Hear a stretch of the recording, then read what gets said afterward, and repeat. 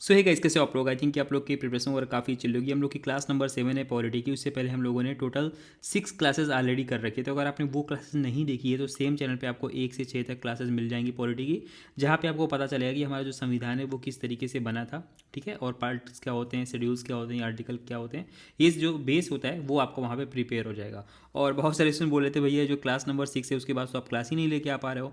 तो यार देखो मैंने ये क्लास जो है ना, क्लास नंबर 7, इसको मैंने सुबह ही रिकॉर्ड करके और अपलोड करने जा ही रहा था, तो मैंने देखा इसमें ऑडियो ही नहीं रिकॉर्ड हुआ है। ठीक है, मेरा जो माइक था वो ऑडियो ही नहीं रिकॉर्ड किया था, पता नहीं क्यों, टेक्निकल ग्लिच की वजह से। I don't know, I really don't know. और मतलब पूरा इरिटेट हो गया, 2 से 3 घंटे रिकॉर्डिंग और सारा कुछ करने के बाद देख रहा हूँ तो भाई क्लास ही नहीं रिकॉर्ड हुई थी। तो ये सब प्रॉब्लम्स आती रहती हैं। और मेरे पास कोई बड़ी सी टीम तो है नहीं कि सारी चीज़ें मतलब एडजस्ट हो जाए और सारी चीज़ें वो लोग कर रहे हैं, मुझे आके बस क्लास रिकॉर्ड करनी है। ये पीडीएफ बनाना और पीडीएफ बना के अकेले ही मतलब सारा काम करता हूँ। ठीक है, इस वजह से चीज़ों में थोड़ा सा डिले होता है। ठीक है, और ऊपर से जॉब भी 8 से 10 घंटे मान लो। ठीक है, तो चलो स्टार्ट करते हैं यहाँ पे संघीय कार्यपालिका के बारे में। काफ़ी अच्छा टॉपिक है ये, क्योंकि यहाँ पे हम लोग राष्ट्रपति, प्रधानमंत्री और मंत्रिमंडल के बारे में पढ़ने वाले हैं। जो हमारी कार्यपालिका होती है वो 3 लोगों से मिलकर बनती है, राष्ट्रपति, प्रधानमंत्री और मंत्रिपरिषद। ये जो 3 लोग हैं इनको मिला के हमारा संघीय कार्यपालिका बनती है। और भारत में केंद्र सरकार की वह कार्यपालिका व्यवस्था जो पूरे देश का प्रशासन चलाती है। तो हमारे जो पूरे देश का प्रशासन चलाने के लिए जो बोल सकते हो कि जो एक यूनिट है उसको ही हम लोग बोलते हैं संघीय कार्यपालिका। और इस यूनिट के अंदर ये 3 लोग आते हैं, राष्ट्रपति, प्रधानमंत्री और मंत्रिपरिषद। तो इस क्लास में हम लोग राष्ट्रपति के बारे में पढ़ेंगे कि जो हमारा राष्ट्रपति है उसका नियुक्ति कैसे होती है, किस आर्टिकल में वो आता है, इसको कैसे हटाया जा सकता है, क्या क्या इसके पावर्स हैं, इनके बारे में पढ़ेंगे। फिर हम लोग प्रधानमंत्री और मंत्रिपरिषद के बारे में पढ़ेंगे और ये लोग जो जो कार्य करते हैं वो किस आर्टिकल के अंदर आता है। तो हम लोग आर्टिकल के साथ साथ उससे रिलेटेड जो थ्योरी है उस पोर्शन को भी प्रिपेयर करेंगे। ठीक है, तो क्लासेस बहुत ही ईजी होंगी और स्टोरी फॉर्म में होंगी, आपको सारी चीज़ें समझ में आ जाएंगी। ओके, अब जो कार्यपालिका है उसकी शक्ति क्या होती है। ठीक है, तो इन तीनों को मिला के हमारी कार्यपालिका बनती है। तो इनकी शक्तियाँ किस तरीके से होती हैं, किस तरीके से डिस्ट्रीब्यूट होती हैं, ये हम देखते हैं। सबसे पहले संघीय कार्यपालिका, भारतीय संघ की कार्यपालिका की जो मेन मतलब जो पावर है वो कहाँ किसके अंदर होती है, वो होती है राष्ट्रपति के अंदर। ठीक है, और ये कहाँ पे लिखा हुआ है, तो ये चीज़ लिखी हुई है हमारे आर्टिकल नंबर 53 के अंदर। Executive power of the union is vested in the president of India, article number 53। Okay, easy line, इसका अर्थ है कि संविधान के अनुसार सभी कार्यपालिका शक्तियाँ औपचारिक रूप से राष्ट्रपति के पास होती हैं। भारत में संसदीय व्यवस्था, पार्लियामेंट्री सिस्टम। भारत में संसदीय व्यवस्था को अपनाया गया है क्योंकि मंत्रिपरिषद लोकसभा के प्रति उत्तरदायी होती हैं। अतः राष्ट्रपति नाम मात्र की कार्यपालिका है तथा प्रधानमंत्री व उसका मंत्रिमंडल जो होता है वो वास्तविक कार्यपालिका है। अब ये जो लाइन है ना, इसका मतलब आपको समझना बहुत इंपॉर्टेंट है। देखो, हमारा जो बोल सकते हो कि संसद है उसमें जो जितने काम वगैरह होते हैं, जितने भी कानून पास होते हैं वो किसके द्वारा होते हैं। ठीक है, तो उस पर जो फाइनल साइन होता है ना, सिर्फ वो होता है हमारे प्रेसिडेंट का। लेकिन जो वो कानून लाइक कि पास कराना होता है, जो बिल होता है उसको पास कराना होता है और कानून जो बनाना होता है वो संसद की जो मंत्रिमंडल होता है वो काम करता है इस पर। ठीक है, लेकिन फाइनल जो सिग्नेचर करना होता है वो सिर्फ करना होता है हमारे प्रेसिडेंट को। इसीलिए बोला जाता है कि जो प्रधानमंत्री वो उसका मंत्रिमंडल है वो वास्तविक कार्यपालिका है और जो राष्ट्रपति है वो नाम मात्र की कार्यपालिका है, क्योंकि इसके नाम पे ये लोग सारा का सारा काम करते हैं। इजी लाइन, वास्तविक निर्णय प्रधानमंत्री और मंत्रिमंडल लेते हैं, राष्ट्रपति औपचारिक रूप से कार्य करते हैं। अब हम लोग पढ़ने वाले हैं सबसे पहले हमारे जो कार्यपालिका है उसके पहला अंग राष्ट्रपति के बारे में, द प्रेसिडेंट। अब जो राष्ट्रपति का पद होता है, ठीक है, ये आर्टिकल नंबर 52 के अंदर आता है। अब आर्टिकल नंबर 52 के अंदर तो ये आता है, लेकिन राष्ट्रपति देश का संवैधानिक प्रधान होता है, यानी कि देश का मुखिया कौन होता है, हमारा प्रेसिडेंट होता है। राष्ट्रपति भारत का प्रथम नागरिक भी होता है। The president is called the first citizen of India. Easy line में अगर हम समझते हैं, संवैधानिक प्रधान का मतलब होता है सर्वोच्च औपचारिक पद। राष्ट्रपति पद की योग्यता, अब हम लोग यहाँ देखते हैं कि राष्ट्रपति कौन कौन बन सकता है। तो राष्ट्रपति पद की जो योग्यता है वो हमारे आर्टिकल 58 के अंदर लिखा हुआ है। अब हम देख लेते हैं कि यहाँ पे क्या क्या योग्यता होनी चाहिए हमारे राष्ट्रपति बनने के लिए, हम बन सकते हैं कि नहीं। तो भाई आर्टिकल 58 के अनुसार कोई व्यक्ति राष्ट्रपति होने योग्य तब होगा जब वह भारत का नागरिक हो। उसको भारत का नागरिक होना बहुत इंपॉर्टेंट है, यानी जो फॉरेनर है वो कभी भी भारत का राष्ट्रपति राजा नहीं बन सकता। 35 वर्ष की आयु पूरा कर चुका हो, यानी कि हम और आप जो हैं वो अभी राष्ट्रपति पद के लिए नियुक्त नहीं हो सकते। मतलब नियुक्त क्या मतलब, निर्वाचित नहीं हो सकते, या फिर हम लोग इलिजिबल ही नहीं है। लोकसभा का सदस्य निर्वाचन किए जाने योग्य हो, यानी कि must be qualified to be elected as Lok Sabha member. वो लोकसभा का मेंबर बनने के लिए जो क्वालिफिकेशन चाहिए होती है वो पूरी करता हो। ठीक है। चुनाव के समय लाभ का पद धारण नहीं करता हो, यानी कि office of the profit at the time of election must not hold. ठीक है। अब ये क्या होता है लाभ का पद, ये हम लोग देख लेते हैं लाभ का पद क्या क्या होता है और लाभ के पद कौन कौन से नहीं होते हैं। यदि व्यक्ति राष्ट्रपति या उपराष्ट्रपति के पद पर हो, ठीक है, अगर कोई भी व्यक्ति जो राष्ट्रपति के पद पे जाना चाहता है वो ऑलरेडी राष्ट्रपति के पद पे है, या फिर उस उपराष्ट्रपति के पद पर हो, या फिर संघ अथवा किसी राज्य की मंत्रि परिषद का सदस्य हो, ठीक है, तो वह लाभ का पद नहीं माना जाएगा। तो ये ऐसे पद हैं जो लाभ के पद नहीं माने जाते हैं। लेकिन अगर कोई सरकारी वो वेतन पा रहा है, जैसे कि हम और आप हैं जो कि गवर्नमेंट जॉब कर रहे हैं, ठीक है, तो ये लोग जो हैं वो सरकारी वो जो हैं ये प्रॉफिट के पद, ये माना जाए कि ये प्रॉफिट का पद है, ऑफिस ऑफ द प्रॉफिट इसको माना जाता है। ओके। राष्ट्रपति का निर्वाचन किस तरीके से होता है? तो राष्ट्रपति का जो निर्वाचन होता है यानी इलेक्शन होता है वो आर्टिकल नंबर 54 के अंदर आता है। ओके। राष्ट्रपति के निर्वाचन के लिए निर्वाचक मंडल आर्टिकल 4 के अंदर लिखा हुआ है कौन कौन से लोग निर्वाचन के लिए एलिजिबल हैं। ठीक है। तो टोटल 3 लोग होते हैं, जैसे कि जो हमारी राज्यसभा है, लोकसभा है और राज्यों की जो विधानसभा होती है, इनके जो निर्वाचित सदस्य होते हैं वो लोग राष्ट्रपति के चुनाव में भाग ले सकते हैं, वो लोग वोट कर सकते हैं हमारे प्रेसिडेंट के लिए। ठीक है। ओके। नवीनतम व्यवस्था के अनुसार पांडुचेरी विधानसभा तथा दिल्ली की विधानसभा के निर्वाचित सदस्यों को भी सम्मिलित किया जाता है। तो एग्जाम में आपसे ये सारे क्वेश्चन पूछ सकते हैं कि क्या पांडुचेरी जो विधानसभा है या फिर दिल्ली की जो विधानसभा है क्या वो राष्ट्रपति के चुनाव में भाग ले सकते हैं? तो हाँ, वो बिल्कुल ले सकते हैं। केवल निर्वाचित सदस्य ही वोट दे सकते हैं, नामांकित सदस्य नहीं। अब देखो यहाँ पे 2 वर्ड है, निर्वाचित सदस्य क्या होते हैं और नामांकित सदस्य क्या होते हैं। तो अगर आपने पहले कभी पॉलिटी पढ़ा होगा तो आपने पढ़ा होगा कि जो हमारे राज्यसभा होती है या फिर हमारा जो लोकसभा होता है ना, हमारा जो संसद होता है, उसमें 12 जो लोग हैं उनको नामांकित किया जाता है। नामांकित का मतलब जैसे कि वो किसी स्पोर्ट में, किसी साहित्य में स्पेशल क्वालिफिकेशन रखते हो तो उनको संसदीय कार्य में सहायता के लिए सिर्फ और सिर्फ नामांकित किया जाता है। ठीक है। उनको निर्वाचित नहीं किया जाता है, यानी कि उनका इलेक्शन नहीं होता है। ठीक है। तो वो लोग जो हैं वो प्रेसिडेंट के जो चुनाव होता है उसमें भाग नहीं ले सकते। ठीक है। ये अभी हम लोग आगे इसके बारे में पढ़ने भी वाले हैं कि नामांकित लोग कौन होते हैं। उम्मीदवार के लिए प्रस्तावक अनुमोदक, राष्ट्रपति पद के उम्मीदवार के लिए निर्वाचक मंडल के 50 सदस्य और प्रस्तावक तथा 50 जो सदस्य वो अनुमोदक होते हैं। इसका मतलब है कि नॉमिनेशन के लिए 100 MP MLA की जरूरत होती है प्रेसिडेंट की। ओके। पुनः निर्वाचन यानी क्या एक राष्ट्रपति दोबारा राष्ट्रपति बन सकता है अपने इंडिया में? तो हाँ भाई, हाँ, एक ही व्यक्ति जितनी बार चाहे राष्ट्रपति के पद पर निर्वाचित हो सकता है। निर्वाचन प्रणाली आर्टिकल नंबर 55 में है कि किस तरीके से निर्वाचन होता है, कि कौन सी प्रणाली यूज की जाती है। राष्ट्रपति का निर्वाचन समानुपातिक प्रतिनिधित्व प्रणाली और एकल संक्रमणीय मत पद्धति के द्वारा होता है और ये हमारे आर्टिकल 55 में है।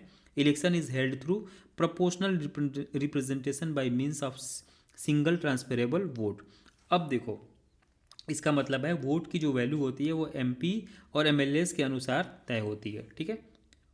निर्वाचन विवाद, अगर कोई इलेक्शन होता है राष्ट्रपति का और उसमें लगता है किसी को कि भाई जो लोकसभा या फिर राज्यसभा के जो लोग हैं उनको लगता है कि भाई इसमें कुछ गड़बड़ी हुई है, तो ये सारा का सारा जो मैटर होता है ये कहाँ पे मैटर सॉल्व होता है? तो उच्चतम न्यायालय यानी हमारा जो सुप्रीम कोर्ट होता है वहाँ पे ही होता है, ना कि हमारा जो हाई कोर्ट होता है स्टेट का वहाँ पे। ठीक है। तो सुप्रीम कोर्ट में ये सारा का सारा मैटर सॉल्व किया जाता है। निर्वाचन अवैध घोषित होने पर उसके द्वारा जो कार्य होते हैं वो अवैध नहीं होते हैं। मान लो कि उसने 10 दिन काम किया और बाद में पता चला कि ये जो राष्ट्रपति है प्रेसिडेंट इसको गलत तरीके से चुन लिया गया है, फिर कोई गलती हुई है वोटिंग में या फिर कोई भी प्रॉब्लम हुई। ठीक है। तो ये जो 10 दिन कार्य किया था इसमें जितने भी इन्होंने चीज़ें की इस प्रेसिडेंट ने, वो जो वर्क होगा वो उसको अवैध यानी कि उसको गलत नहीं बोला जाएगा, वो एग्जीक्यूट किया जाएगा। ठीक है। समझ गया? तो ये चीज़ है। ईजी लाइन, सुप्रीम कोर्ट ही अंतिम अथॉरिटी होता है। कार्यकाल टेन्योर, अब ये हमारा लिखा हुआ है आर्टिकल नंबर 56 में कि हमारा जो प्रेसिडेंट है उसका कार्यकाल कितना होगा, और ये चीज़ लिखी हुई है हमारे आर्टिकल 56 के अंदर। राष्ट्रपति अपने पद ग्रहण की तिथि से 5 वर्ष तक की अवधि तक पद धारण करेगा, यानी कि 5 ईयर्स तक की वैलिडिटी होती है हमारे प्रेसिडेंट की। अपने पद की समाप्ति के बाद भी वो पद पर तब तक बना रहेगा जब तक उसका उत्तराधिकारी पद ग्रहण नहीं कर लेता। ये लिखा हुआ है हमारे आर्टिकल नंबर 56 के अंदर। मतलब कि ये होगा कि जैसे कि उसका टेन्योर था 5 ईयर्स और 5 ईयर्स 1 महीना हो गया, लेकिन अभी तक कोई भी हमारे प्रेसिडेंट के लिए चुना नहीं गया या फिर उसमें लेट हो रहा है, डिले हो रहा है। ठीक है। तब तक जब तक डिले होगा या फिर जितना भी देर बाद ये हमारा जो उत्तराधिकारी या फिर नेक्स्ट जो हमारा प्रेसिडेंट है वो आएगा, तब तक ये काम करता रहेगा। यानी बिना राष्ट्रपति के हमारा जो देश है वो नहीं रहेगा, रिक्त नहीं रहेगा वो पोस्ट कभी भी। ठीक है, तो ऐसा कुछ प्रावधान हमारे संविधान में किया गया है। ठीक है, और ये सारी चीज़ें कहाँ पर लिखी हुई हैं, तो ये हमारे आर्टिकल 56 के अंदर लिखी हुई हैं। और यहीं पे इजी लाइन में भी लिखा हुआ है कि जो पावर है वो उसको वैक्यूम नहीं होने दिया जाता। शपथ, अब जो हमारा राष्ट्रपति या फिर जितने भी मंत्रिमंडल है, आपने देखा हो कि वो लोग शपथ लेते हैं, यानी कि वो लोग ओथ लेते हैं। ठीक है, तो वो शपथ किसके सामने लेते हैं? ठीक है, तो पद धारण करने से पूर्व जो हमारा राष्ट्रपति यानी प्रेसिडेंट है, भारत के मुख्य न्यायाधीश, ठीक है, चीफ जो जस्टिस होता है वो, अथवा उनकी अनुपस्थिति में अगर हमारा चीफ जस्टिस नहीं रहता है तो उच्चतम न्यायालय, उच्चतम न्यायालय मतलब हमारा जो सुप्रीम कोर्ट है उसके वरिष्ठतम न्यायाधीश, ठीक है, सीनियर जो बोल सकते हो सीनियर जो न्यायाधीश होते हैं, ठीक है, उनके सामने ये शपथ लेते हैं। ठीक है, कार्यपालिका कार्य, article number 77, article number 77(1), Bharat सरकार की समस्त कार्यपालिका कार्यवाही राष्ट्रपति के नाम से की हुई कही जाएगी। आपको मैंने ऊपर ऑलरेडी बता रखा है कि उनके नाम से ही सारे कार्य होते हैं। ठीक है, राष्ट्रपति कार्यों के आवंटन के लिए नियम बनाएगा। ऑर्डर्स राष्ट्रपति के नाम से, पर निर्णय मंत्रिपरिषद के होते हैं। तो हमने आपको ऑलरेडी बता दिया कि सारा कुछ जो काम होता है वो राष्ट्रपति के नाम से होता है, लेकिन जो निर्णय है वो मंत्रिपरिषद होता है। मतलब आप बोल सकते हो कि सिर्फ साइन करने के लिए राष्ट्रपति को रखा जाता है। ठीक है, और भी बहुत सारे काम होते हैं, बट यहाँ पे फिलहाल इस तरीके से काम होता है। भारत के राष्ट्रपति जो है, लिस्ट ऑफ प्रेसिडेंट कौन कौन से थे, तो यहाँ पे ये जो लिस्ट है कि कौन कौन से राष्ट्रपति थे हमारे, इसका स्क्रीनशॉट ले लेना। और पहले और कुछ कुछ जो बीच बीच में से नीलम संजीव रेड्डी, बीच बीच में दो तीन आप चाहो तो सिर्फ याद कर सकते हो, माइंड में बस आपको बैठा लेना है कि कौन किस टाइम पे लगभग लगभग आए थे। ठीक है, और जो हमारी लास्ट वाली हैं वो हैं द्रौपदी मुर्मू, जो कि 25/7/2022 से अभी तक हैं। ओके, कार्यवाहक राष्ट्रपति यानी एक्टिंग प्रेसिडेंट। अब जैसे क्या होता है कि जब राष्ट्रपति पद खाली हो जाए, यह राष्ट्रपति काम करने में असमर्थ हो, तो उस टाइम पे उसकी जगह एक्टिंग प्रेसिडेंट को रखा जाता है। ठीक है, तो अभी तक हमारे जो भारत देश में 3 ऐसे प्रेसिडेंट हुए हैं जो कि एक्टिंग प्रेसिडेंट थे, यानी कि कार्यवाहक राष्ट्रपति थे, और ये बहुत ज़्यादा इंपॉर्टेंट है, हमारे एग्जाम में पूछा जाता है। ठीक है, तो सबसे पहले थे वीवी गिरी, जो कि 3 मई 1969 से 20 जुलाई 1969 के बीच में रहे। न्यायमूर्ति मोहम्मद हिदायतुल्ला थे, 20 जुलाई 1969 के बाद, इसके जस्ट बाद 24 अगस्त 1969 तक रहे। और जो सबसे लास्ट थे वो थे BD जत्ती, जो कि 11 फरवरी 1977 से 25 जुलाई 1977 के बीच में। तो ये जो 3 हैं इनके नाम आप याद करें ना, वीवी गिरी, न्यायमूर्ति मोहम्मद हिदायतुल्ला और BD जत्ती। ठीक है, तो ये 3 लोग कार्यवाहक राष्ट्रपति रहे हैं हमारे भारत के। पद से हटाना और या फिर उनका त्याग पत्र देना, यानी हमारा जो राष्ट्रपति है उसको किस तरीके से पद से हटाया जा सकता है, वो किस तरीके से पद से हट सकता है, या फिर वो त्याग किस तरीके से पद को कर सकता है।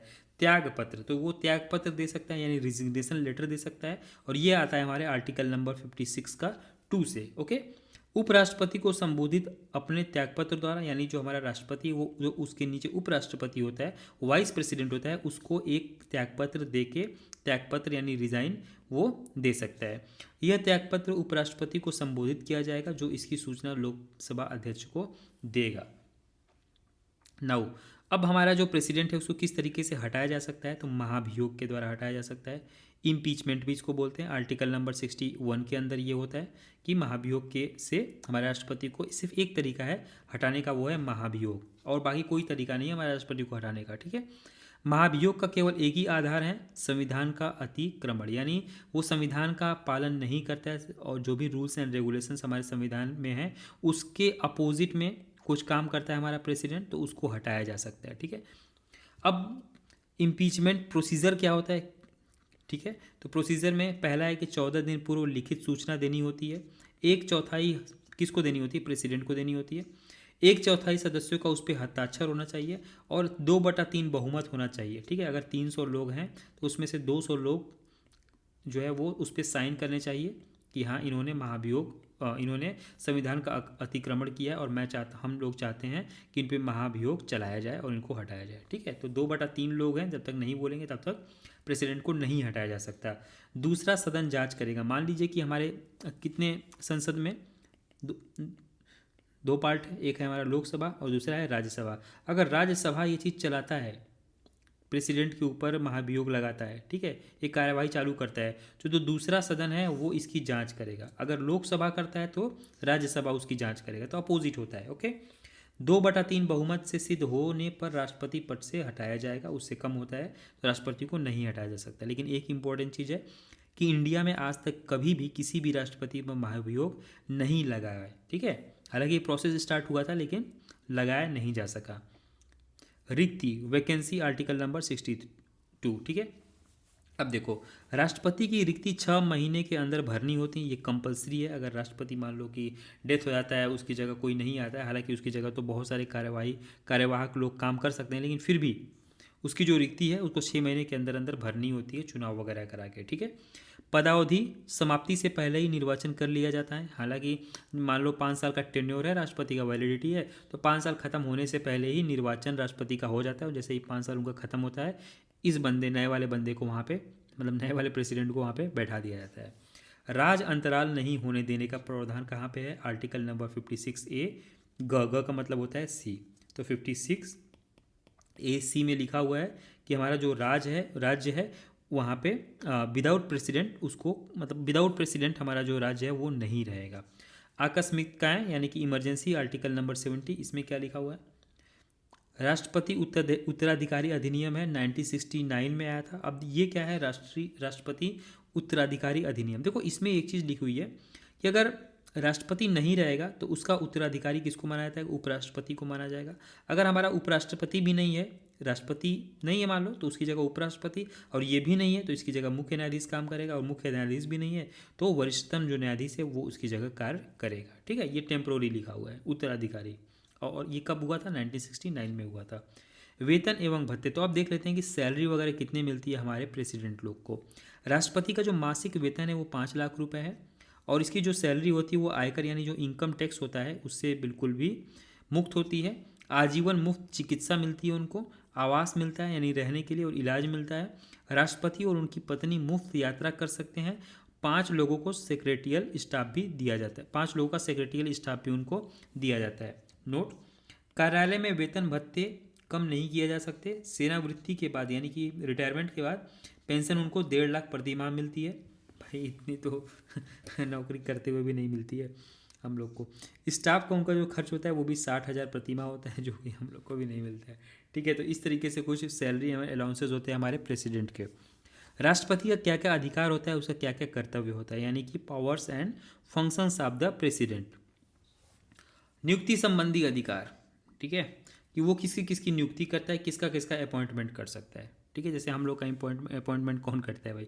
हम लोग का अपॉइंटमेंट तो हमारे यहाँ का जो AFA है या फिर सीनियर DFM वगैरह वो लोग करते हैं, ठीक है। लेकिन उनकी जो प्रेसिडेंट है वो किसी किसकी नियुक्ति करता है। तो राष्ट्रपति के अधिकार एवं कर्तव्य, राष्ट्रपति निम्न लोगों की नियुक्ति करता है। The president appoints the following. Bharat का प्रधानमंत्री, तो जो हमारा prime minister of the India है, ठीक है, जैसे नरेंद्र मोदी, उनकी नियुक्ति कौन करेगा? प्रेसिडेंट करते हैं। लोकसभा में बहुमत प्राप्त दल, यानी कि जो भी बहुमत पाता है, ठीक है, मेजोरिटी में होता है, उस दल या फिर गठबंधन के जो नेता होते हैं को प्रधानमंत्री नियुक्त किया जाता है, और ये नियुक्ति कौन करेगा? हमारा प्रेसिडेंट करता है, ओके। प्रधानमंत्री की सलाह, अब उसके बाद फिर जब प्रधानमंत्री की नियुक्ति कर देगा तो प्रधानमंत्री सलाह देगा कि जो अन्य मंत्रिपरिषद हैं उनकी भी नियुक्ति आप कीजिए, ठीक है।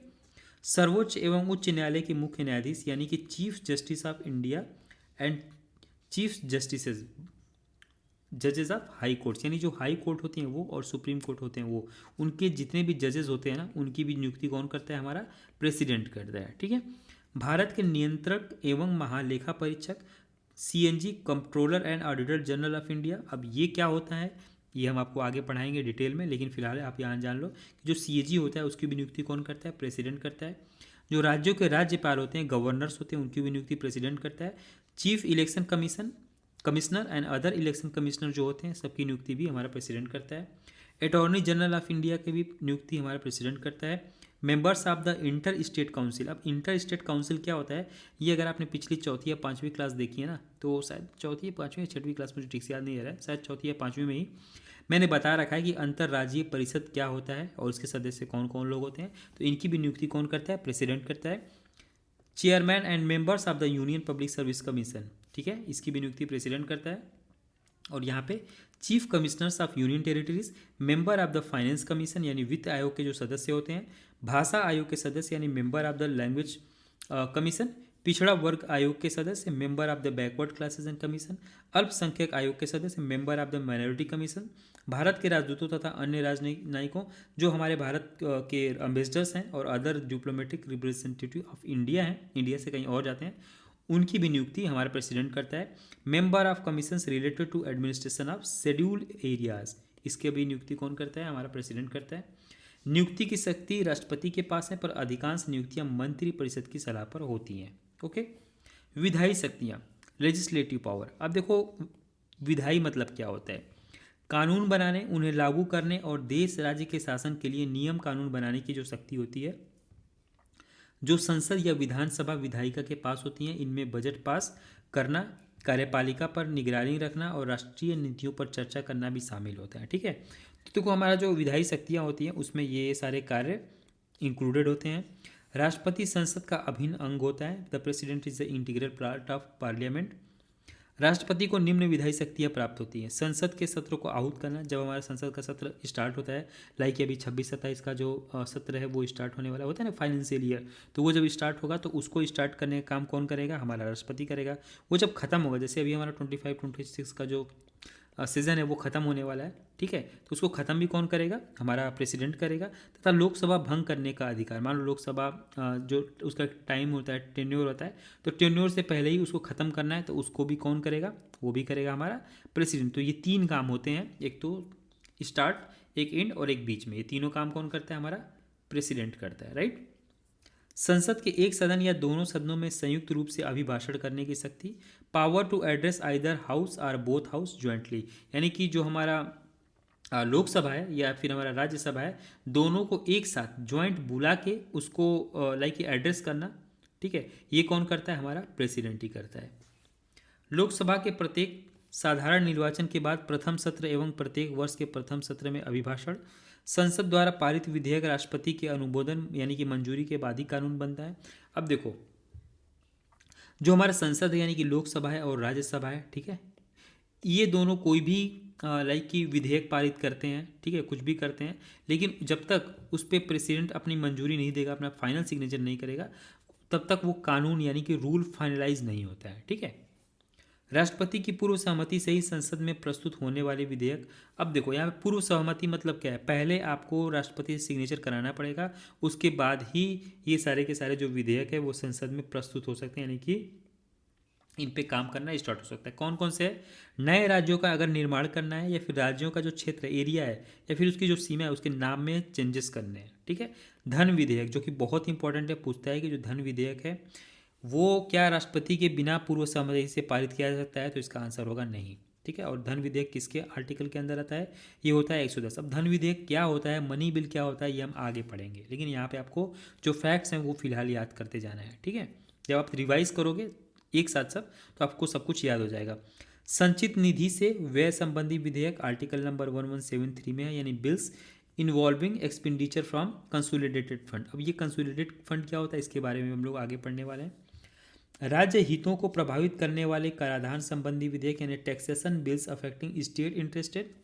राज्यों के बीच व्यापार, वाणिज्य एवं समागम पर प्रतिबंध लगाने वाले विधेयक बिल्स अंडर आर्टिकल नंबर 304। तो इन सबको पारित करने से पहले जो राष्ट्रपति उसकी पूर्व सहमति लेनी पड़ती है।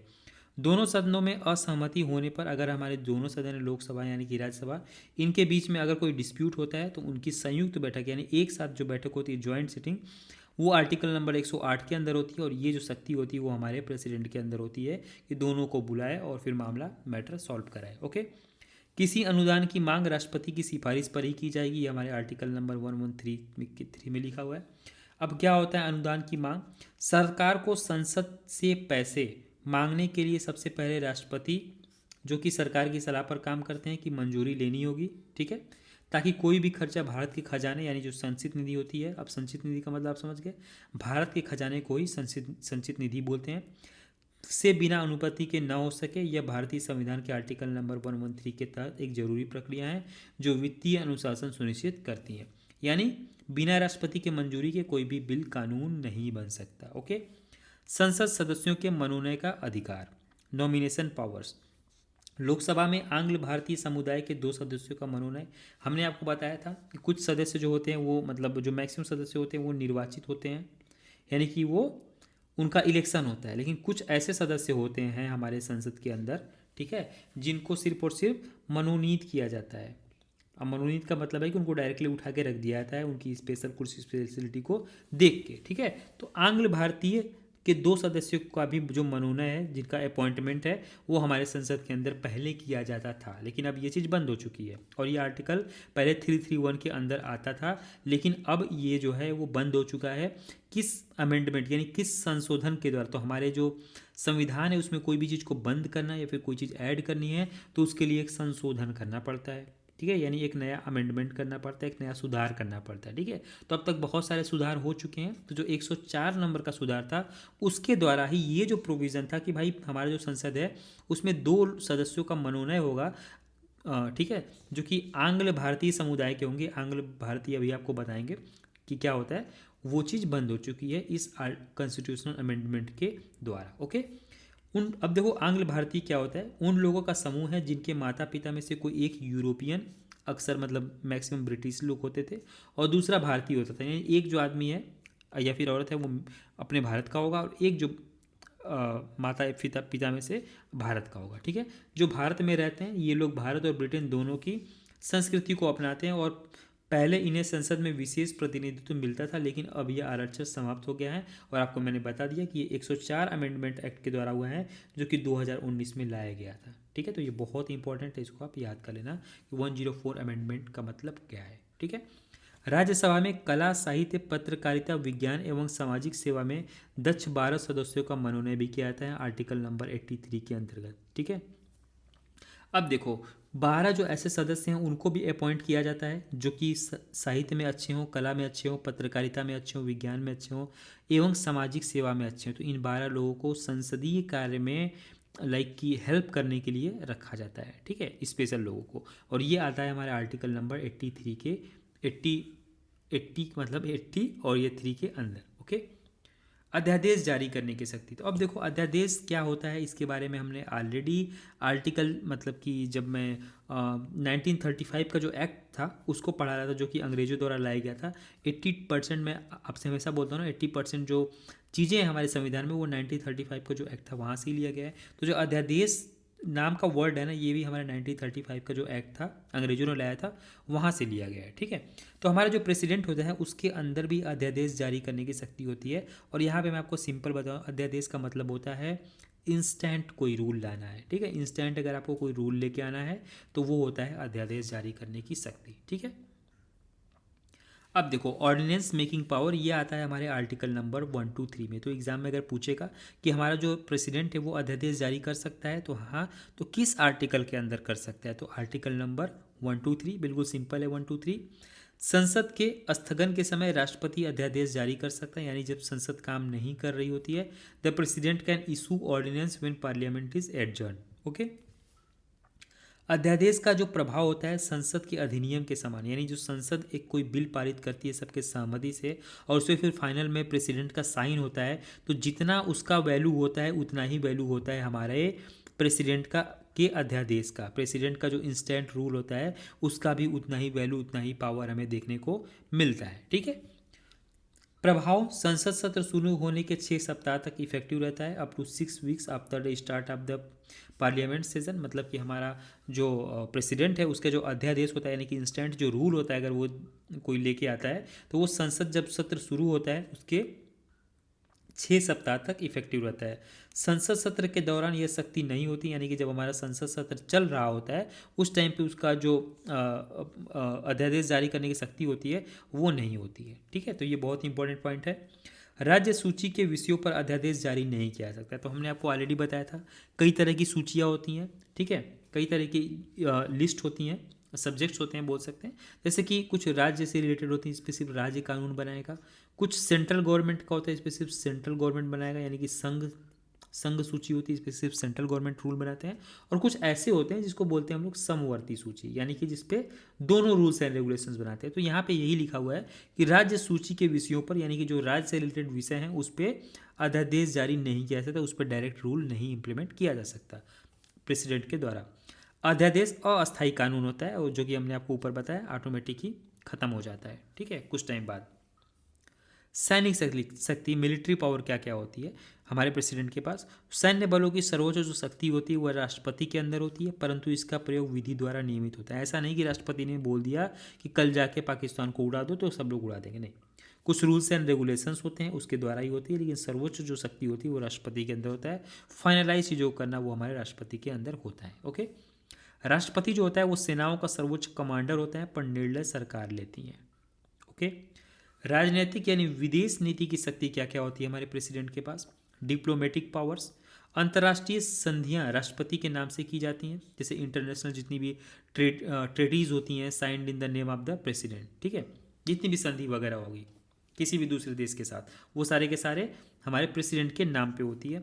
विदेशों में भारतीय राजदूतों की नियुक्ति अगर करनी है, अपने जो यहाँ से ISPCS लोग कहीं और राजदूत होते हैं, ठीक है। ISPCS क्या बोल रहा हूँ, मतलब जो UPSC क्लियर करके जाते हैं, ठीक है। तो वो उन लोग के जो अपॉइंटमेंट होता है, ठीक है, वो सब कुछ किसके द्वारा होता है, हमारे प्रेसिडेंट के द्वारा होता है। भारत में विदेशी राजदूतों की जो नियुक्ति का अनुमोदन होता है, अप्रूवल ऑफ, यानी कि अगर कोई फॉरेन से यहाँ पे आता है एम्बेसडर बन के, ठीक है, किसी और देश का, तो उसका जो अप्रूवल है वो कौन देता है, हमारा प्रेसिडेंट देता है, ठीक है।